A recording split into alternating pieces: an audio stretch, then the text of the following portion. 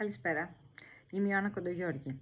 Είμαι ηθοποιός, ασχολούμαι με το σπικάζ, το voice over και είμαι ψυχότρια γνωσιακού συμπεριφορικού δράματος σε παιδιά που βρίσκονται στο φάσμα του αυτισμού, καθώς και ψυχότρια θεατρικών ομάδων, παιδιών, εφήβων και ενηλίκων.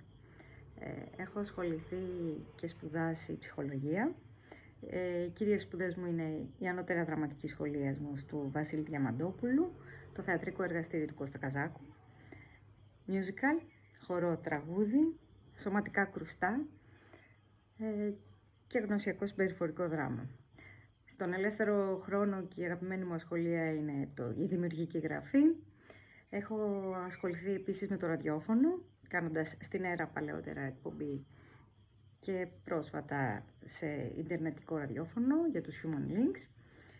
Και η καλλιτεχνική επαγγελματική μου υποκριτική εμπειρία είναι κυρίως στο παιδικό θέατρο, σε μεγάλου μήκους ταινίες, 2 μεγάλου μήκους ταινίες και 2 μικρού μήκους ταινίες, καθώς και σε ένα σύριαλ για το Mega Channel παλιότερα.